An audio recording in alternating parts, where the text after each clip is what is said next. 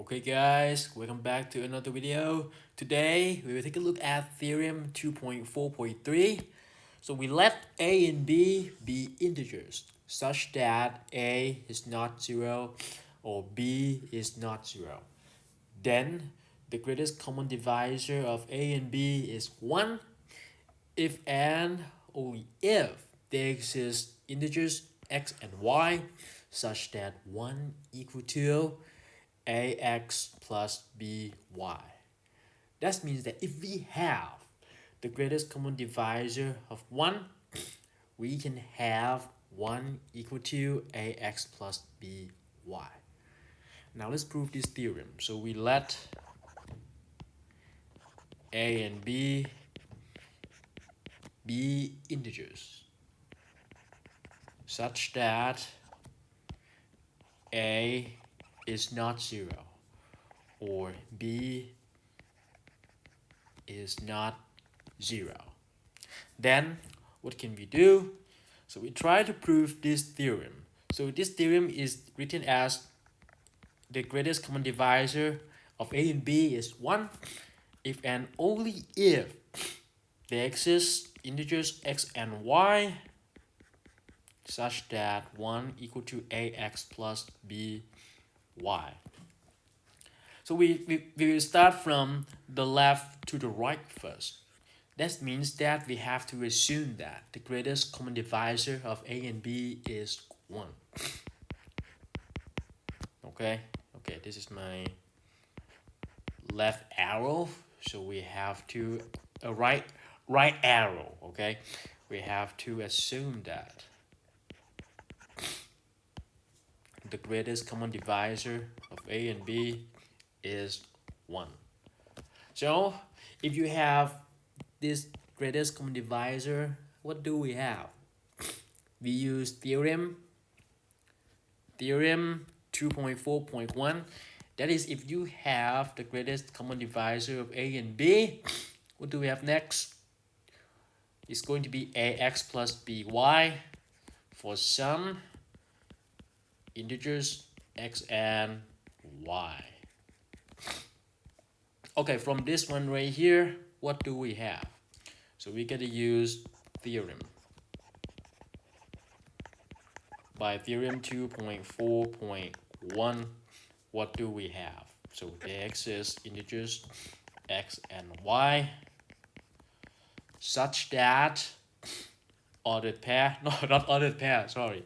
The greatest common divisor of a and b equal ax plus by.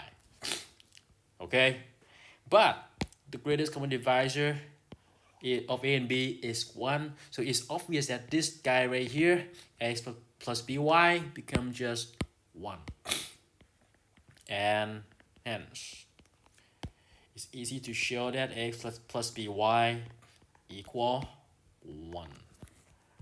Now let's take a look at from the right to the left. We must show that if we have ax plus by equals 1, show that the greatest common divisor of a and b is 1. So we have to assume that there exist integers x and y such that 1 equal ax plus by. And we have to show that the greatest common divisor of a and b is 1. So we let D be ordered pair, again, not ordered pair, be the greatest common divisor of a and b. And then we try to show that D is 1. Okay, so since we have the greatest common divisor, D equal to the greatest common divisor of a and b, then we're gonna have D divide a and D divide b. Then what do we have if we have D divide a and b? So by theorem, Okay, for every integers s and t, what do we have? We gotta have d divide as plus b t. All right. Okay, and then what can we do next? So the next thing that I want to do is to use this theorem. Why? Because we have x and y which are integers. So since x and y are integers, it means that we can plug in this x into s and y into t. Okay, so what do we have? So we gotta have d divide ax plus by, and this one right here is 1, right? Ax plus by is 1. That is d divide 1. Okay, so if d divide 1, what do we have? The only number that divide 1 is just 1. So d is 1, right?